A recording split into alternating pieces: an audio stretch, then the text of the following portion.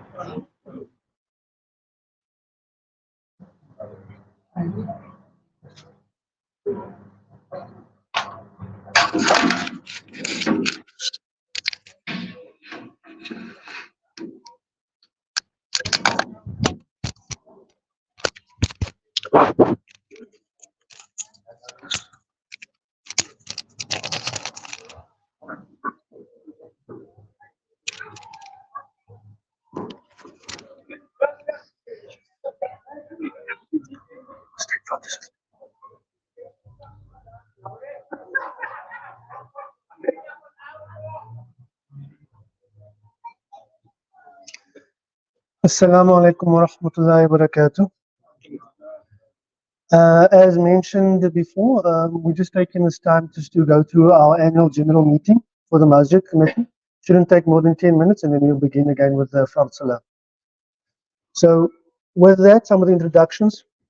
We'll be discussing the action points arising from the 2022 AGM, any notable achievements for 2023, what our current challenges are, and any future projects, initiatives, and calls to action.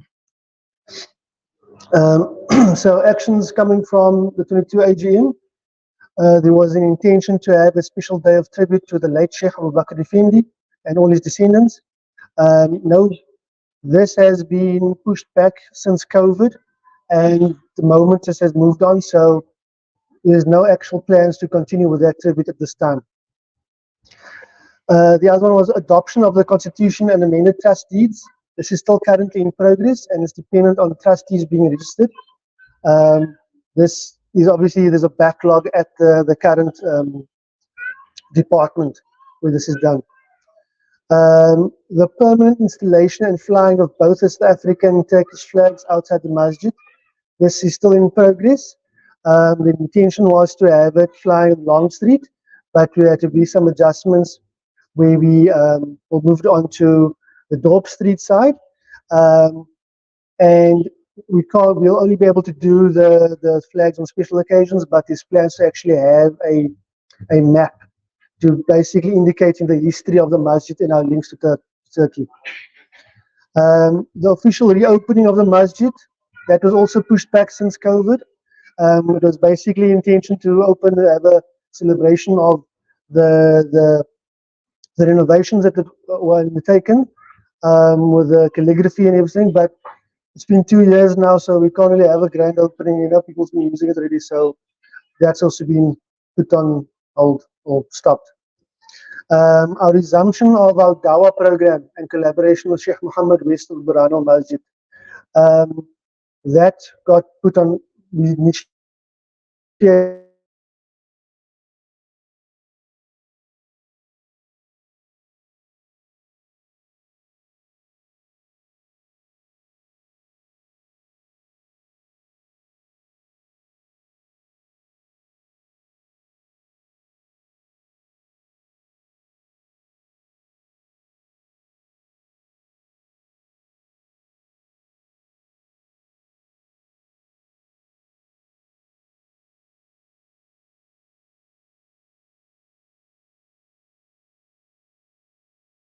we are going to reopen. We resume the hosting of the annual dhikr of the Ibadur Rahman Qadriya dhikr Jama. We also had our first nikah in February this year. I think it was the first time I can't remember when we actually hosted one. So we're trying to add to our services offering to the community. We also assisted in many non-Muslims embracing Islam after Jummah. We had with Dr. Isham Palmer and with Samikh Jad. Some of this was recorded, and we'll try and put it on our website if possible. Some other events, there were some Turkish interviews held to understand the link between Turkey and the contributions to Africa. We essentially tried some fundraising initiatives by setting Akni outside the masjid. We also participated in the Idgah from the Bulkab, Masjid al-Bulkab, just to create community and unity. So we'll try and continue with that, inshallah, going forward. Some of the current challenges. We'd like to welcome brothers and sisters to join our committee to assist us with maintenance of the masjid and implementing future initiatives. At the end of the day, you will not only be serving the Masjid Allah, but also serving the mankind in the process. And we as a community, we need to look after each other, inshallah. Currently, we're only 5 members. Being able to make the masjid available when our caretaker Ihsan is ill. So we've got Ihsan who's been opening the masjid for Zuhr, Asr, Maghrib, and sometimes for Isha during winter. But he is also human and not always available. So we need to actually engage with some of our brothers who work close by. I think there's a shop around here to maybe see if we can avail them to open the masjid when he's ill. And then fundraising. Fundraising ever since COVID, our weekly donations has significantly dropped. We would like to be in a position where monthly running costs are covered and weekly donations can be saved for other projects or repairs that may unexpectedly come up. We did trial selling of Akni after Jummah in an attempt to have sustainable funding in the masjid through the help of another brother, but this was unfortunately not as successful as we'd have liked. It doesn't seem as there's a market with our current Jummah. So if there's any ideas on how we can increase funding, please.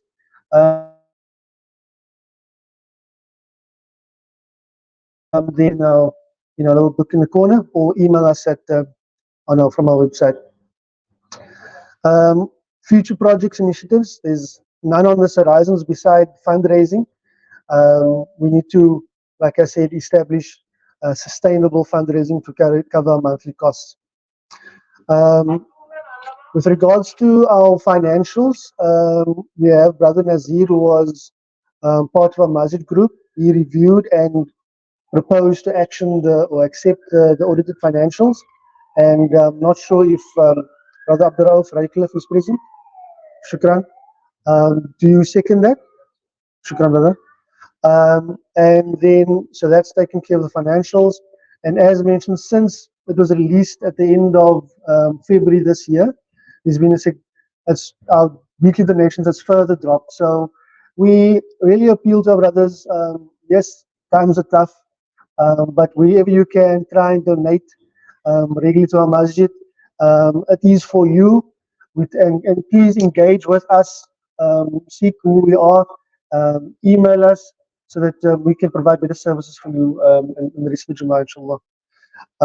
And that takes care of the AGM. Is there any questions, comments, or queries from anybody? Good. Shukran. Assalamu alaikum wa rahmatullahi wa barakatuh.